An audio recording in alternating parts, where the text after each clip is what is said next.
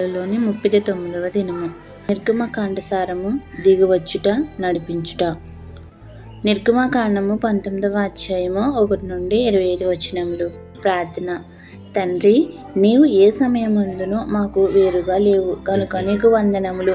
నీ పిల్లల మధ్యకు నీవు దిగివచ్చిన రీతినే మా మధ్యకు దిగివచ్చి మమ్మును నీతో ఏకము చేసుకున్నటకు నీ వాక్య వర్తమానం ఇమ్మని యేసునామమున వందించుచున్నాము. ఆమేన్. నిర్గమకాండము 19వ అధ్యాయము 5వ వచనం. ఇజ్రాయేలీలు ఆయన స్వకీయ జనాంగము, వారే ఆయనకు యాజక రూపమైన రాజ్యము. 1వ భాగము. ఇందు 2 భాగములు కలవు. విమోచన, దిగివచ్చుట. నిర్గమకాండము 15వ అధ్యాయము నుండి పై 2 అంశములలో ముఖ్యముగా దేవుడు దిగివచ్చుట అనేది చూస్తున్నాము. నిర్గమకాండంలో తన ప్రజల కష్టంలో ఉన్నప్పుడు వారిని విడిపించుటకు ఆయన దిగివచ్చెను. ఏదెను తోటలో వారు దిగంబరులుగా ఉన్నప్పుడు వారికి వస్త్రం ఇచ్చుటకు దిగివచ్చి ఉన్నారు. కాలము సంపూర్ణమైనప్పుడు బెత్లెహేము తొట్టెలోనికి దిగివచ్చెను. 120 మంది మేడగదిలో ఉన్నప్పుడు ఆయన మరి ఒక మారు దిగివచ్చెను. రేపు 2వ రాకడలో మరి ఒకసారి దిగివచ్చును.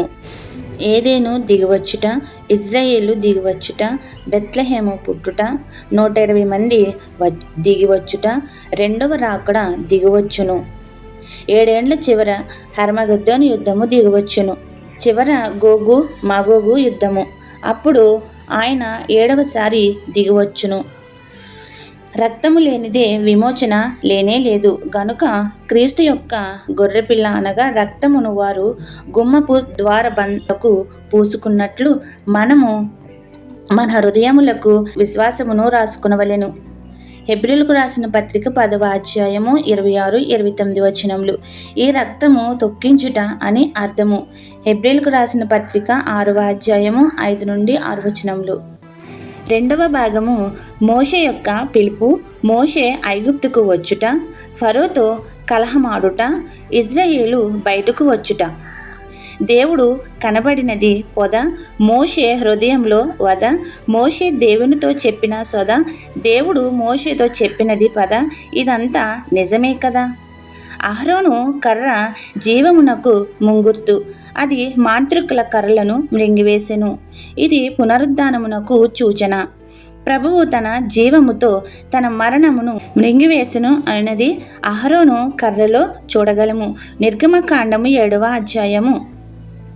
మోషేను దేవుడు పిలిచి పనిచేయుటకు శక్తిని అనుగ్రహించి వాడుకొనెను.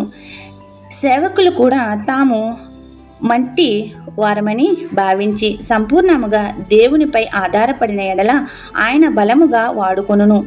మోషే అంత గొప్ప నాయకునిగా గత కాలంలో కానీ రాబో కాలంలో కానీ మోషే వంటి ఆయనను చూడలేము. 9 అద్భుతములు చేసి ఫరోతో కలహపడి 10 అద్భుతముల ద్వారా వారిని విడిపించెను. 3వ భాగము. నిర్గమకాండము 15వ అధ్యాయము 22, 19వ అధ్యాయం అంతా దేవుడు వారికి ప్రత్యక్షమై ఆత్మవిద్యను నేర్పు మొదలుపెట్టెను. ఇది 40 సంవత్సరాల యాత్ర పాఠశాల. ఈ యాత్రలో జరిగిన విషయములన్నిటి ద్వారా వారు సంపూర్ణముగా ప్రభువు వైపే ఆధారపడుట నేర్పించి కొనవలెను. విధేయులైన వారి ఎడల ఆయన ఎట్టి కార్యమైనా చేయగలడు. కానీ ఇన్ని మేలు చేసిన దేవుని జ్ఞాపకము చేసుకునాలి. ఐగుప్తులోనే తిండిని జ్ఞాపకము చేసుకునేది. విశ్వాసులు కూడా ఇట్టి కృతార్థులై ఉందురా. మారా నుండి ఎలీము వరకు ప్రయాణము. మారాలో చేదు అనుభవించుట, తర్వాత తీయని ఖర్జూరపు పండ్లు ఎలీమ వరకు చేరుకున్నారు. అలాగే విశ్వాసి యొక్క జీవితంలో కష్టములు వచ్చును. తర్వాత ఎలీము మధురము వంటి సమయము వచ్చును. తర్వాత సీను అరణ్యము చేరుకున్నారు. ఇక్కడ మన్నా కురియుట ప్రారంభమయ్యను. రెఫీదీము చేరిరి. ఇక్కడ అమాలేయుకులతో యుద్ధము చేసిరి. అమాలేయుకులు ఆదికాండము 36:12 ప్రకారము శరీర రీతిగా జన్మించిన వారు గనుక శరీరమునకు ఆత్మనకు ఎప్పుడు యుద్ధము జరుగునట్లు అమాలేకులకు ఇజ్రాయేలుకు ఎప్పుడు యుద్ధమే. 4వ భాగము. అర్పించబడుట. నిర్గమకాండము 20వ అధ్యాయము 23వ అధ్యాయము మన విమోచన యొక్క చిత్తము నెరవేర్చుకొనుటకు సమర్పణ చేసుకొనవలెను. ఆయన సేవ కొరకు సృష్టించుకొనవలెను. ఇశ్రాయేలుల నాయకుడు మరియు విమోచకుడైన యెహోషువ దేవుని చిత్తమునకు లోబడి ఆయన సేవ చెయ్యవలెను గనుక వారి నడతలను విశ్వాసమునకు కావలసిన ఆజ్ఞను ఇవ్వబడెను. 5వ భాగము ఆరాధన. నిర్గమకాండము 24వ అధ్యాయం నుండి 40 అధ్యాయము వరకు ప్రత్యక్ష గుడారము ఇవ్వబడెను. దైవ సన్నిధి స్థాపించబడెను.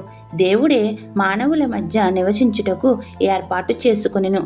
వారి పరిశుద్ధతకు కావలసిన విధులు ఇయ్యబడెను.